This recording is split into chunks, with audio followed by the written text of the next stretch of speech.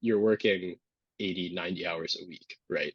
Which is, in the abstract doesn't, maybe you sound like, oh, that sounds bad, right? But like in the moment, it actually is really bad, you know, like It's even worse than you think it is. totally, totally, yeah. That would love to hear about your experience at Cornell, what you studied there, and just how that experience was for you. Yeah, absolutely. So actually the story of what I was doing at Cornell directly feeds into how I ended up in impact investing. So probably a good place to start. Um, I came into Cornell as an environmental science major. I'd actually early applied to Stanford. I don't know if we talked about that and gotten rejected because I wasn't as Oh, smart I as didn't you. know that. Yeah, I know. They missed out. Yeah, exactly. But my parents both worked for environmental nonprofits in New York, so I grew up. I grew up in the Bronx. So my dad worked at the Bronx Zoo. My mom worked at the New York Botanical Garden. So I had a very like nature kid, environmental science, middle school, high school experience. So I figured that was what I wanted to be doing and the best path for getting into school. So I got into Cornell's environmental science major. Cornell's environmental science program is awesome. It's one of the top programs in the country. Um, I think the thing about it is, it's a very broad area, environmental science, right? You learn a lot about the background of, how the environmental science movement started and what all of the problems are and all the different ways that everything influences it, because everything touches the environment, right? But I think the issue with that is you kind of figure out where you want to take it yourself. And that was something that I kind of struggled with. I think the default, when people think of environmental science is going into research or working in government policy or some kind of academic role. And those weren't roles that necessarily appeal to me. I think if you think about climate, there's two major stakeholders that you really need to make changes to. So one is government, right? And there you can work in policy, and that's I think something that's super impactful to do. And if you're working climate policy, is something that you need to know about regardless. And then the other side of that is the private sector, right? So if you think about where emissions are coming from, those are the two core stakeholders you need to worry about. I was going to school in undergrad during the Trump administration. The EPA was getting gutted, like everything looked all screwy. So I figured that policy was not the route for me at that point. And that's when I started thinking about the private sector and how I can make an impact there. Um, so my route to VC and finance came out of an interest in climate and wanting to make a difference. But it took me, a few twists and turns to figure out how to get there. So that was the basics. I started with environmental science. And then sophomore year, I added a second major, which is applied economics and management, which is just Cornell's fancy way of saying being a business major. And I started trying to figure out how to pull those two things together. So, I looked at a whole bunch of different things, right? So, I started thinking about maybe I'll work in like business development or strategy for an established clean tech company, right? So, like, there's all these publicly traded companies. You think about SunPower or Tesla, right? And they're always hiring basic business roles. So I thought maybe that's a way that I can make an impact. And I still think that could be interesting somewhere down the line. But at the same time, I wanted to do something where I felt like I personally was having a big impact. I think that was really core to what I was trying to figure out with my career. Is how can I, with my time, make as much impact on climate change as possible? We're at a point where every bit of change we can do right now has really major effects for the future. I think I saw a report earlier this week that last year we hit like 1.47 degrees C above pre-industrial levels or something like that. Which, if Yep. you remember, Paris Agreement was like keep under 1.5, right? So we're at the point that like 1.5 is a bygone conclusion. Mhm. And we need to start thinking about mitigation and how we can stay below 2 degrees C. So anyways, all of which is to say that I wanted to make a difference quickly. And that's when I first learned about impact investing, which was something that was super interesting to me. I was coming at climate from an economics background. I was taking lots of economics classes, and basically what you learn in environmental economics is that capitalism has screwed over the environment for a variety of reasons. And there's various ways you can try and fix that. There's different policy instruments, but largely they haven't gained a lot of traction in the U.S. So the idea of impact investing, which was private sector using capitalism to make a positive difference for climate change, was something that really appealed to me. Um, so that is maybe the prolonged answer, but that's how I started thinking about impact investing and by extension venture, which we can get into deeper. Very cool. And awesome to see how you found that interest in climate pretty early on at school. For me, I didn't start really studying sustainability until my master's degree. And I always think, shoot, if I had taken more classes on, like you said, policy or private sector, then maybe I would have had more of the kind of background. So that's great to hear. And I know that you also started in banking right out of school. Could you talk a bit about that decision process and why you decided to start there? Absolutely. So I think there's probably a few things to talk about. I'll start off with just the practical matter how that ended up happening. Um, it was kind of my sophomore year that I decided that impact investing was something that seemed interesting to me. Um, I think in college, you spend a lot of time figuring out what actually looks cool and what do I think I can do. And then you try and work in that and figure out if you actually would enjoy it now that you're actually experiencing it, right? And I think that's actually one of the greatest values of like doing internships, right? Is you do it and you get to try it and see what other people are doing it and what that career path could look like. And it's hard to know that from the outside. I mean, like when I first started trying to learn about impact investing, I mean, I was a sophomore in 2019. Um, and if you Google around on impact investing, there's some content, but a lot of it's from like profits or like, industry organizations, right? And on a day to day, it's hard to figure out what that actually means and what you're doing with it. And whether venture capital is the route you want to go, whether you want to think about growth equity, whether you're thinking about public equities, there's a whole bunch of different ways you can approach it, and they all have different trade-offs that it's hard to figure out with someone in the industry telling you. Um, so what I did was try and talk to as many people as possible who were doing something related to impact investing. So this was a lot of Cornell alums and extensions of that network. Um, and what almost all of them told me, they all had really diverse paths of getting there. But they basically said, impact investing, you're kind of working against the current, right? I think it's changed a little bit in like the 5 years since then. But there is a lot of backlash about this idea of injecting impact into finance, right? This idea that you can make money while also making an impact was something that I think is a lot more accepted now than it was then. Not that it's 100% accepted now, but it's certainly possible. There's people like Wesley and CityLight that are doing it all the time and have been doing it for a long time. And I think now more people accept that, especially with like Larry Fink's letters and things like that.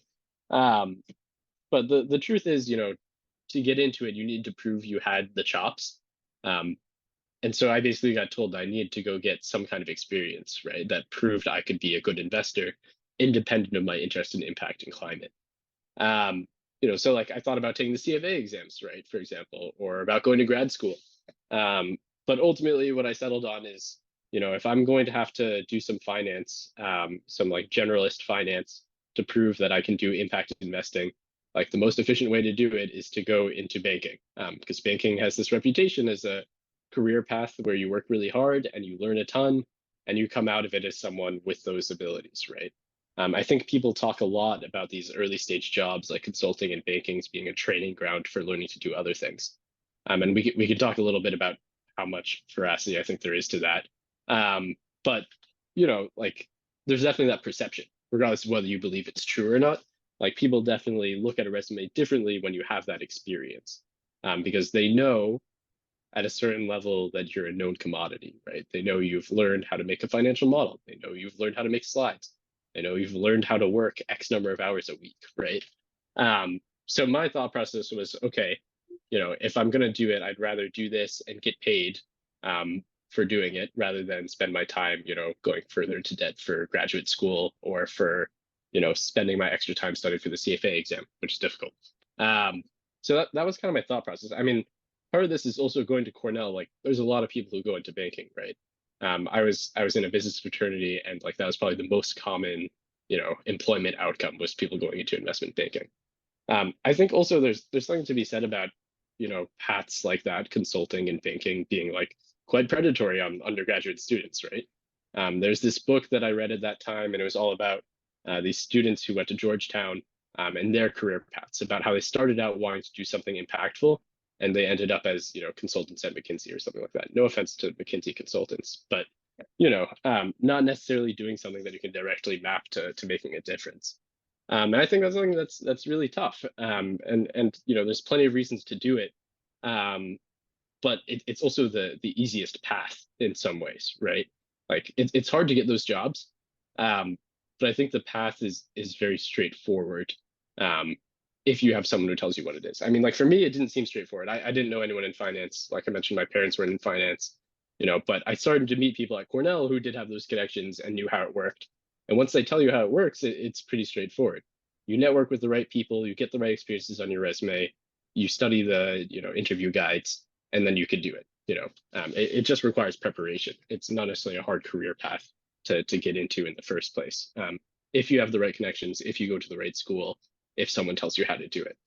But I think that's very different from a path like venture, where every other person you meet has a different path of how they got there.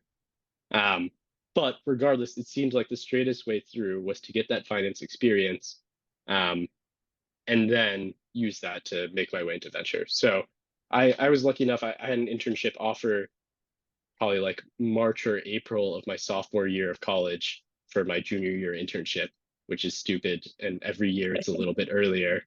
But it's completely ridiculous, right? Because for me, right, like, I was going to school. This is my first paid internship I'm ever going to do. And they give you an offer and say, we're going to pay you $15,000 to come work for us for a summer, right? And like, if that's the first time you're dealing with an offer like that, it's really hard to turn down, and have that certainty and say, okay, I don't have to worry about recruiting for the next like year and a half. Like I got my junior internship before I got my sophomore year internship, and like that's ridiculous, because these banks recruit so early, and because they want to monopolize the talent, and make it appealing to do so. So I spent a summer at the Royal Bank of Canada doing software focused investment banking. I worked on an IPO. We worked on an M&A deal. Like it was it's interesting, and I got a taste of what it was. Of what the work was. And I basically decided after that summer that I could do it, that the hours were bad, but, I was capable of doing the work, and the work was intellectually interesting to me. Which I think, there's a large difference between doing a remote internship, and doing it full time where you're an actual employee and they start actually giving you real things to do. So I think that's something I would warn about banking. And then after that internship, my senior year, I was like, I think it's still valuable to do banking. I'd gotten a return offer for my internship, but realistically, I was like, I'm doing this to get into impact investing, and I don't know if I could justify it to myself, if I'm just working in like a straight up tech IPO. So I recruited to another firm. It's called Nomura Greentech. Used to be an independent boutique bank. Got picked up by Nomura, in 2019 or 2020 or something like that. And it's focused purely on clean tech deals. So lots of project finance, lots of renewable energy M&A. They have divisions focused on clean transport, mobility, things like that. So I figured if I was going to do banking, that was the place that made the most sense. And it would make the most sense on my resume to make a move to climate investing as well. So that was kind of how I thought about it. Very cool. And so I know a lot of the listeners of this podcast are, current students trying to figure out how to get into venture. Would you recommend going the same route you did, doing banking, maybe in a sector that you ultimately want to be a VC in? Or looking back, do you think maybe there's another role that I would have done instead of banking? Yeah.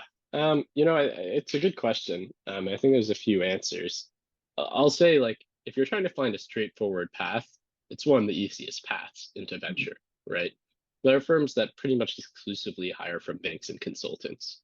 And that makes it easier, right? If you go in, you do your 2 years and you leave, then that tells a very clear story. Like I was saying before, whoever's looking at your resume knows exactly what they're getting out of you, in theory, right? In terms of your skills, it establishes a baseline of competence for you, and it establishes a brand name. Like odds are someone in venture knows the bank you worked at if you worked at a large bank. Certainly Nomura Greentech where I worked, right? Like there are people at like 4 or 5 clean tech venture funds from my analyst class, that like I'm in touch with now. So like there's, one of the associates joining me is at ArcTurn. The analyst who worked on my project with me is at Collab Fund now. Someone said Zero Infinity Partners, someone said Energy Impact Partners, right? So like, having that kind of name brand can be super helpful, right? Yep. That said, like, you have to consider like what you actually want out of the job, right? Like those are all the pros I was talking about. That plus the comp, right? Investment banking pays super well. There's also, you can look that up online. That was something that I think there's a lot of lack of clarity about is comp in finance. With Right. banks, it's actually relatively straightforward, right? People do surveys on how much different banks pay each year, and you can find that data online, and that's relatively easy to find out. And it's a ton of money, right? It's life-changing money, especially if that's not like where your family's from. Um, but that said, like, you're working 80, 90 hours a week, right? Which is, in the abstract doesn't, maybe you sound like, oh, that sounds bad, right? But like in the moment, it actually is really bad, you know, like It's even worse than you think it is. totally, totally, yeah. And the internship doesn't necessarily prepare you unless you have like an internship that actually works through those hours. And like, like it sucks when you are only working, and that is pretty much what that job is. And that said, like, you get really fast at the mechanics, right? So like Excel modeling and PowerPoint and like putting things together and like very fine attention to detail. You get very efficient at all these tasks that they ask you to do as an analyst. Um, but that said, like none of these require critical thinking, right? You are just doing execution. Um, and I think, in a role like VC, honestly, very little of it is execution, and almost all of it is thinking and guiding yourself on where you think you should be spending your time. At least that's how I found it. Um, so in terms of, getting the job, I think it's a super good way to go. In terms of actually preparing you for the job, I don't know that I would say it's actually that useful. Aside from giving you the basics, this is how to build a financial model. Um, yeah, I think there are other career paths that lots of people at VC take, like working at a startup, for example, or working at an accelerator, that are way more impactful, and way more useful for your actual job, than working in banking. So I think it depends a little bit on your priorities, but it's certainly one of the paths. Totally. And I do think VC is so unique in that way where there are a million different paths you can take to get into the field. And it's so Yep, relationship based at the end of the day that I don't think there's one path necessarily that prepares you for all of the elements of VC. Like you might be stronger on the financial side coming from banking or stronger on the product side coming from PM, but you really have to be on the job as an totally. apprentice to kind of get all the different pieces. I know you mentioned, kind of networking, talking to a lot of Cornell alums in your initial job decision process. Do you have any tips for students, how to effectively engage with alums and meet people in industries they're interested in? Because I know it can be intimidating. Yeah, For me, it's intimidating reaching out to new people. totally. I mean, I think it was really intimidating to me, like as like at the start of college when I was like really needed it, was really trying to figure it out. And it's really hard because you know nothing, right? You've got zero of the knowledge about it. Maybe you've talked to like some upperclassmen and they've given you a little bit of the context, but you know so little. I mean, like when I first started about thinking about impact investing, I didn't really know the difference between venture capital or private equity and how that compared to investment banking. Like all of those things are grouped as finance, but like banking, it's a services thing. You're working on the sell side, right? You're just advising on transactions. Well, like venture or growth equity or like even a hedge fund, like you're actually doing the transactions. It's a completely different job, and a completely different set of incentives of how you make the job work. Um, so I mean, I think you want to try and get like a basic level of competency so you can hold an intelligent conversation. I think that's the first part. So really you need like it helps to have a mentor or two who like knows more than you and is willing to accept like the dumbest of your dumb questions. Because like you're always going to be asking questions, and like that's the whole point of talking to alums. But like you want to be able to try and ask them intelligent questions, and things that aren't tedious for them to answer. Um, I'll also say like it's also just a matter of like reps, like you reach out to 10 people and maybe two or three of them reply, and that's great. You've got two or three people. You don't have to like I think I worried about people not responding or being annoyed that I'd emailed them or whatever. And like you just kind of have to push through it and accept it. I mean, I think one of the nice parts about being in VC is now when I randomly reach out to people, like I have something to give to them in that like I'm an investor or I have this knowledge.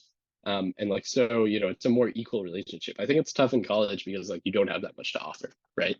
But that said, like when you're starting to think about VC and like actually starting to think about jobs and you've reached a level of competence where you feel like you actually know what you're talking about a little bit, then you can start actually providing value, right? So like I know someone who like got a VC job basically by emailing VCs and sending them deals that he thought was interesting, right? And at City Light, we get that occasionally too. Most of the time, they're not good, but it shows like, that you did a level of interest in research and you've thought about it, right? And maybe that's helpful and interesting for them. So I mean, like that's probably the what I would say on the networking part. I mean, the other thing is like, people love to talk about themselves. And I think that's an important trick, is don't just ask them general questions about an industry, ask about them like, what's their story? How did they figure it out?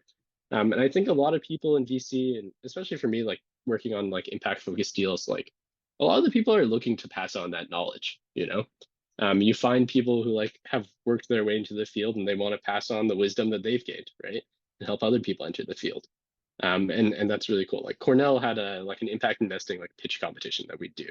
And like one of the judges went to Cornell and he works at Aligned Climate Capital, right? So I talked to him as a student, and now like I like talk to him, as a peer, right? I mean, he's obviously a bit further ahead, but like we work at somewhat equivalent firms, and like I actually have value to give to him. That's a relationship that I still keep up. And I think finding people like that is definitely useful.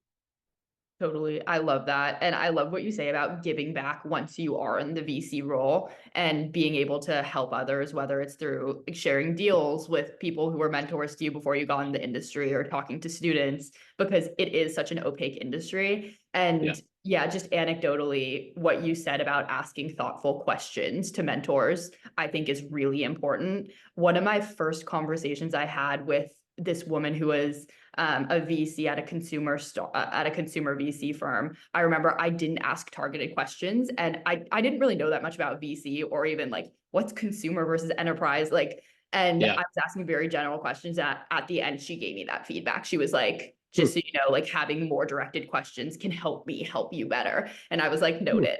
Good to know for the future. And after that, I was always prepared. But yeah, no, I think all of those are such great points, and would love to hear more about how you broke into VC specifically. As you know, Yeah. like it's such a relationship based industry and can be so hard with, roles not necessarily just being posted online and easily accessible. So interested to hear how you got the role at City Light. Yeah, I mean, I think this is a hard question, because like my approach, I don't think is highly replicable. And I think the issue with that is you talk to almost anyone in VC, and it'll be like, well, that's a one-off. Like that doesn't work for everyone. And almost everyone has a story like that, which I think makes it really hard, right? So like for me, for example, I've been working at greentech, and I worked at greentech for a very short period of time. I worked there for less than 6 months, for what it's worth, to discount all my previous advice about investment banking. But I've been working there, and I knew like going into it, my plan was to try and get into impact investing, specifically, preferably early stage VC, as fast as possible, right? And I had a timeline of like that would probably be a year if I really worked at it. 2 years, like I would definitely have the chance. If that really failed, I could go to grad school. I'd graduated a semester early from Cornell.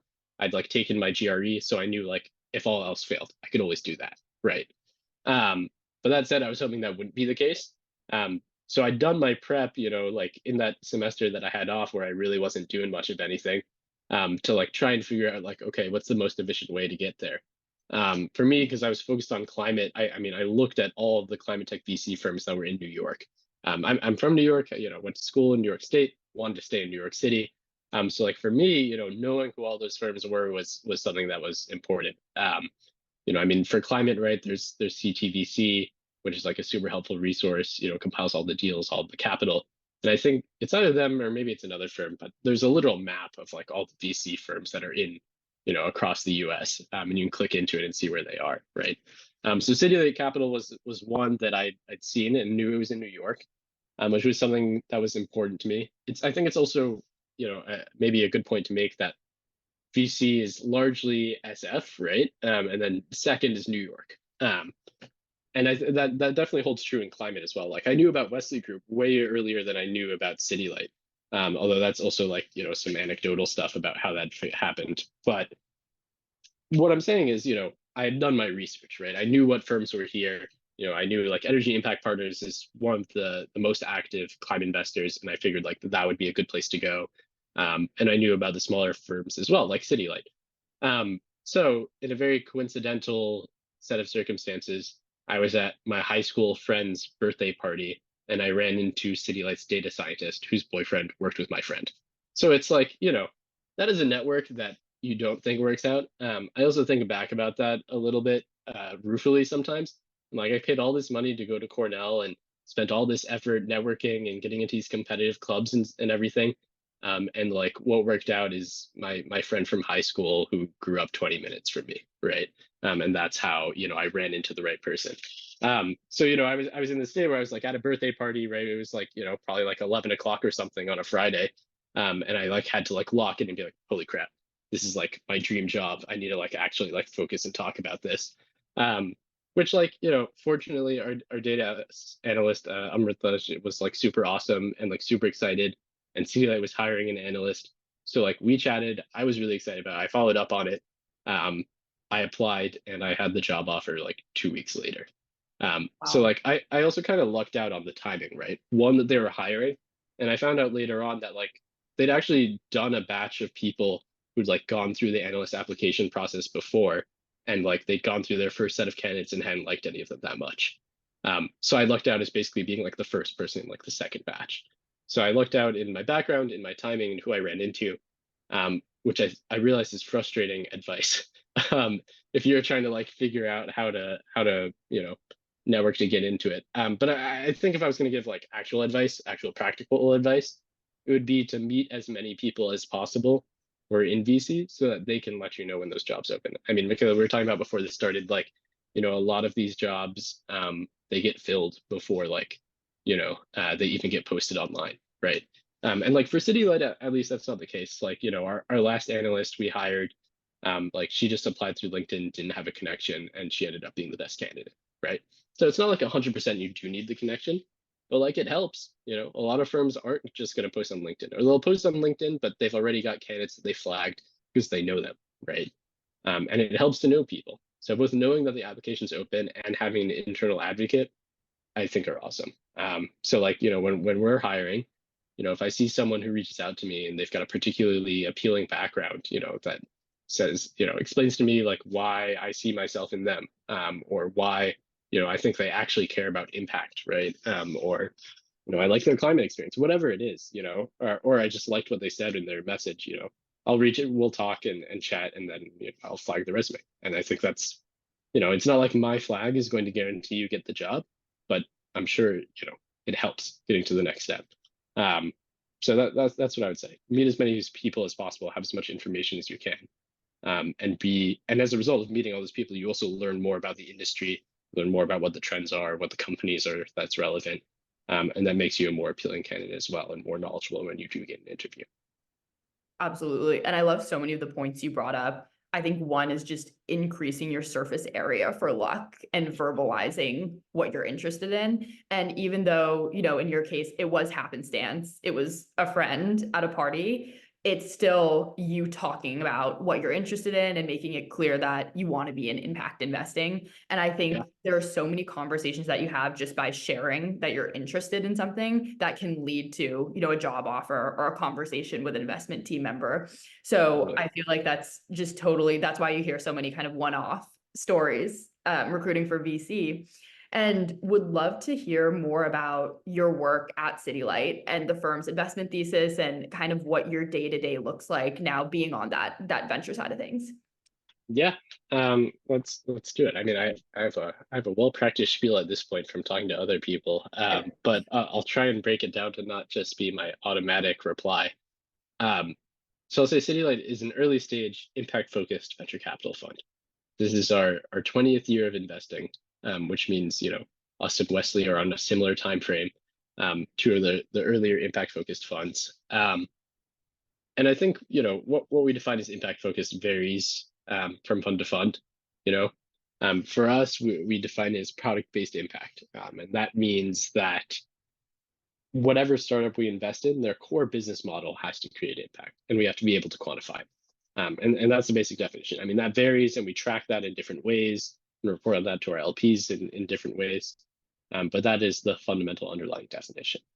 Okay, second part, early stage. So early stage means for us roughly pre-seed to B, with seed to A being the sweet spot. So CityLight actually has two funds. We've got a Series A fund that writes multi-million-dollar checks into companies with $1 million plus in ARR. And we've got a smaller seed fund where we write very small checks into many, many companies. So we closed our last seed fund and we'd written 108 checks. We just had first close on our next seed fund. It's supposed to be 150 to 200 companies, which is exciting because a Series A fund, at least one our size, we write a couple checks a year, right? Think like 2 to 4 Series A investments a year, right? Which is not a ton. And it means 99.9% of the companies you talk to, you don't end up investing in. The seed fund, I think it helps you learn. It gives you a competitive advantage and also keeps you interested in the job. Because it's extremely discouraging to keep bringing companies and they get shot down every time. The seed fund are earlier stage companies where we take 2 to 3 calls to due diligence and that's it, and then we invest. And we make that it makes it simple.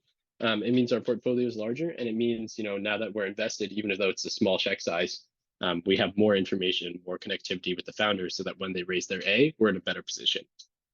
So that's kind of how we think about our general strategy.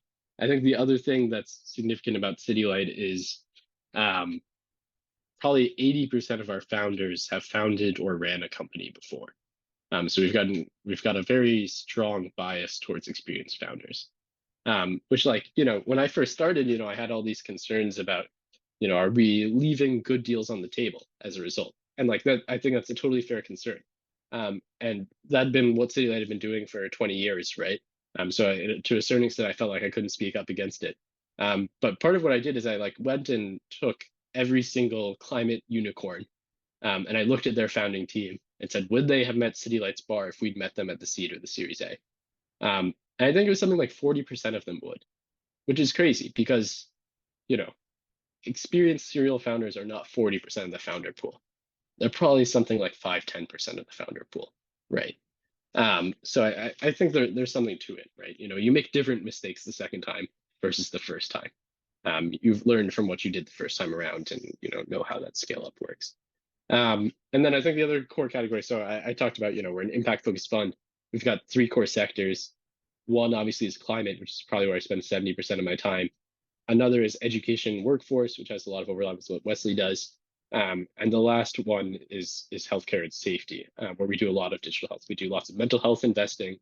We've got several companies focused on addiction, but we've also got companies that are focused on all sorts of other things. And because we've got that giant seed fund, like I mentioned, we have portfolio companies doing everything in all of those sectors, which is sometimes hard. It's hard. I think being an expert on one sector is hard, especially when the sector is something like climate that isn't even really a sector. It's just a broad theme that affects everything. So it's really hard, sometimes to switch from talking about green hydrogen to talking about, I don't know, carbon capture or, renewable energy credits. There's a lot of different intricacies to that. And then you take that and switch talking about Medicaid, and it's impossible. There's actually something my associate told me when I started, which is as a VC, you're hoping whenever you walk into a room, you're the dumbest person there. Because if we were smart enough, we would be the entrepreneurs instead of giving money to the entrepreneurs. So you're hoping that Totally. the entrepreneur knows way more than you, and that they're an expert and their knowledge way exceeds yours. Because otherwise, you'd be doing it. So that's I think the basics of that. Totally. Let me I know if I missed constantly it. feel like the dumbest person in the room. So Yeah, we're doing it right then. I think it's a good way to be, honestly. You learn a ton, and that not asking dumb questions extends to employment as well. I try not to ask dumb questions, but I try to ask lots of questions. And try and really dig in and understand. I mean, even if you're not investing in a company, this is someone who spent a significant chunk of their life thinking about the problem that they're working on. And what they've learned from that is something that you can learn a lot faster by them telling it to you than you figuring it out yourself. So it's a super valuable thing to be able to talk to all these experienced people all the time. For sure.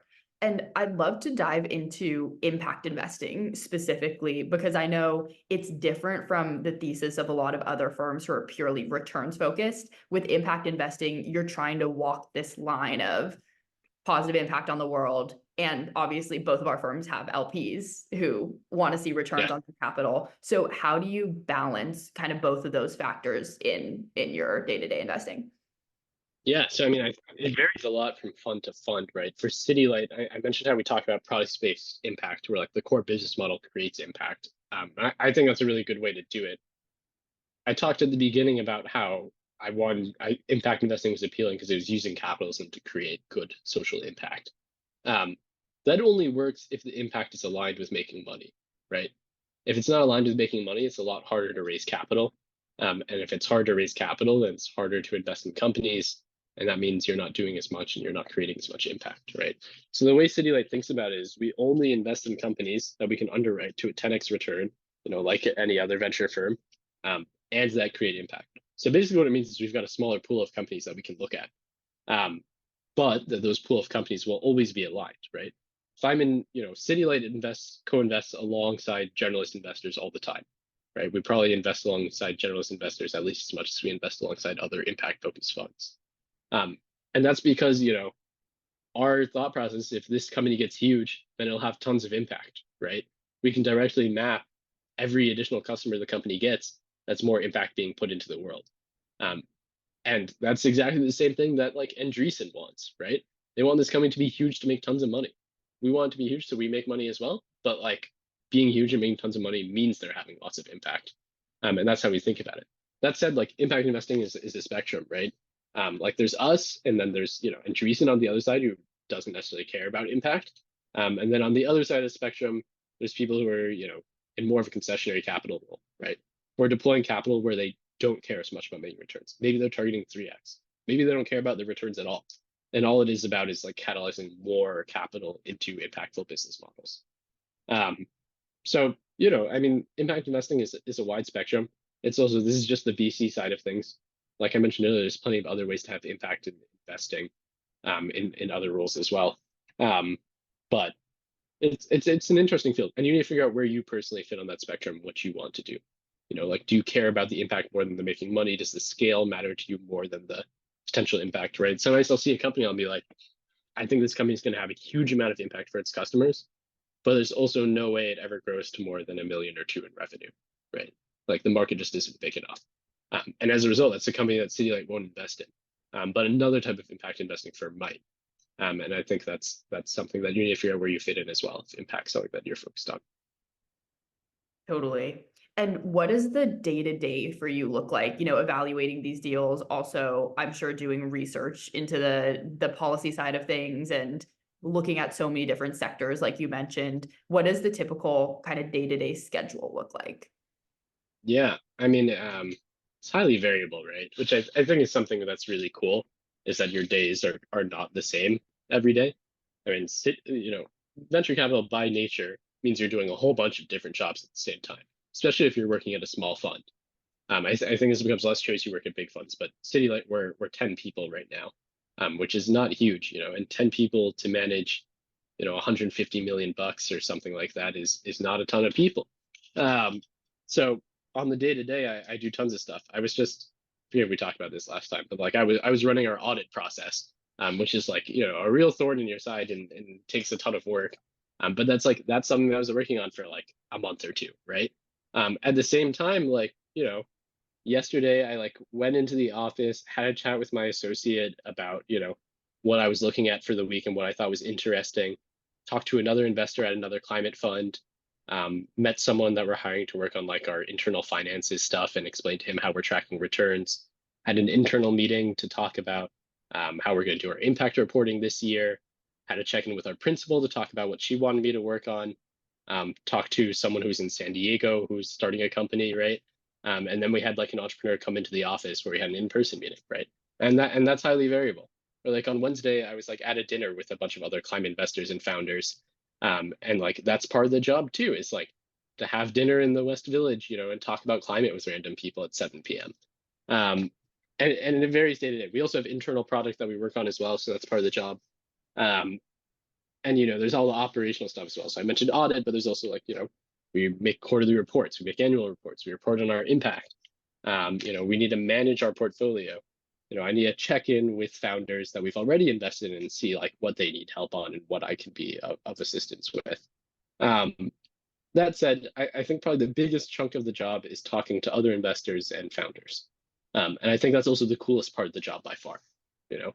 I think being able to talk to founders about their new idea and what they're working on and how far they've made it, like that's so cool. There's so many things that are out there that like you would never think about. But this person has just spent a year thinking about it, raising money, and is building a product based on it. And they're like totally convinced that this is the future of the world, right? Like I think that's one of the coolest things about founders is like you need to have like an almost, insane amount of conviction in what you're doing to succeed, right? And not everyone does, but that's what you need to be a founder. I think that's really cool. And other investors, like I might spend, 6 months thinking about climate adaptation and how we can prevent wildfires. And then I'll talk to someone else and they'll like have thought about that as well, have something to say. Or they won't have thought about that at all, but they've spent the last 6 months thinking about home electrification. And we can talk about that instead. Um, so I think that's the coolest part of the job. I mean, it's also like the part of the job that ends up really mattering, right? Ultimately, like your value to the firm is the companies you bring in. And most of the companies come from, getting new ideas about themes that are interesting and talking to founders and talking to other investors about what they think is interesting. So that is, I think, the main part of the job, even though it is only part of the job. Absolutely. And I think that segues really well into one of the questions we got from the audience, which is what's your favorite part about your role and what kind of gets you up in the morning? And I think you kind of answered it with talking to other investors, but curious to hear your answer there, especially since the role is so kind of wide ranging. Yeah, absolutely. I mean, I think I definitely thought of myself in college and in high school as like an introvert, right? As someone who like, I was like a humanities kid to start out, and then I studied environmental science, right? I liked hiking and things like that. I wasn't like a super social finance person. It was how I thought of myself. But the truth is, this whole job is talking to people. And I realized like that's actually where I get my energy from, right? Like I was working in the office yesterday. I hadn't gotten that much sleep. It was like 4 p.m. and I was like really burning out. And then we had a founder come in at like 5:30, and that like totally re-energized me, like, for the evening, right? And that was really awesome. So I mean, I think my favorite part is probably talking to founders. I think there's something really cool about being 23 and having some guy who sold like 3 companies for 100 million bucks plus, like take my questions seriously. And I think that's really cool and really valuable for like your own personal development. Obviously, what they really care about is City Light and like me as a gatekeeper to getting connected to the partners and getting deeper into the diligence. But it's really cool to talk to these people who are so accomplished. And I think it's particularly interesting in climate because climate's gone through cycles, right? There's clean tech 1.0, now clean tech 2.0, right? And it continues to evolve and change both in the startup world and without. So you'll meet people, right? Like, we talked to a company that the guys launched, and they're raising their Series A now. And previously he'd raised several $100 million for a carbon sequestration company in like 2009, right? That like then went under, and he went through that whole experience, and now he was back working on like his third company. And that's just like perspective that like I don't have because like I wasn't around and like thinking about that kind of thing because I was 10 or whatever. So I think it's it's really interesting. And that's definitely my favorite part. Absolutely. And that's something I love about VC. It breaks down those traditional kind of hierarchical silos. And it shows if you're just put in the room, you can ask great questions and have these conversations with people who have 20 years more of experience.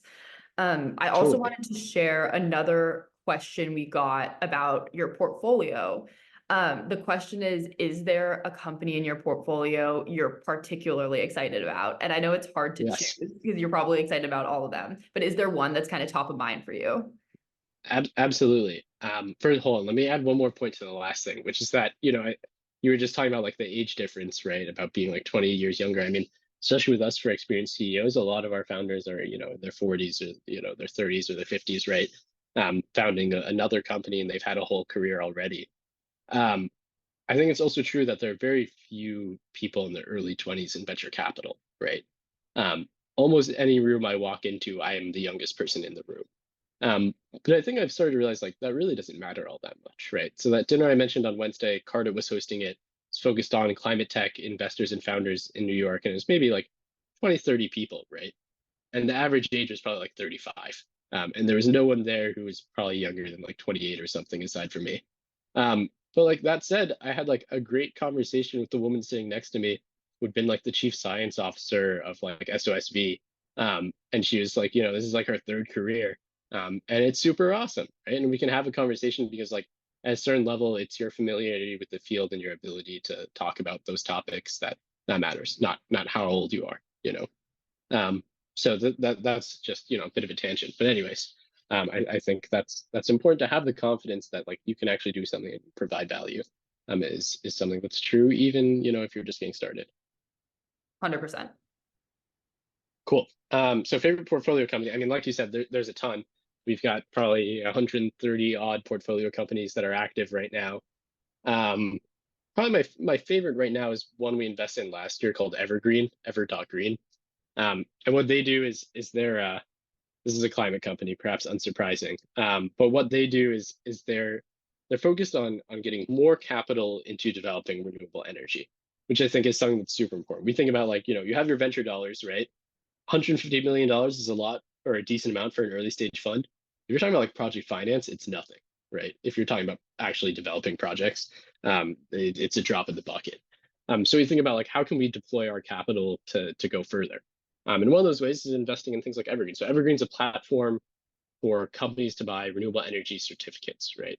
So there's a whole complicated system about like how a company like Google is able to say we buy 100% renewable energy. um, Evergreen is part of that system. There's also like lots of debate about how impactful that kind of credit actually is, right? If that renewable energy was already being built or already existed, why does it matter that Google is just buying the credit, right? Especially if it's not linked to the energy. There's all kinds of complexities related to that. So that's one part of what they do. The other part of what they do is there is this fundamental change in the Inflation Reduction Act about how tax incentives affected the development of renewable energy.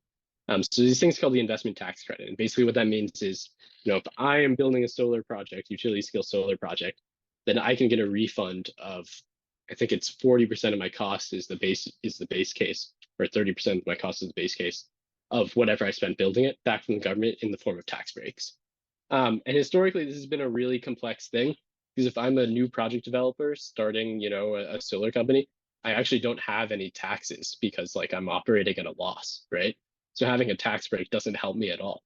So they have these really complex structures, which is part of what I worked on at greentech, where our bank will come in and say, okay, I will finance part of the project and I will take the tax breaks. And I will give you, solar project developer, money as a result to work on your solar project.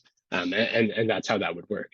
Um, so that's a very complicated field of project finance, and it's much more complex than I was saying, but that's the basics of it. But the IRA basically said, those investment tax credits, if I'm the solar developer getting a tax break, I don't need to partner with this bank who's taking fees on it.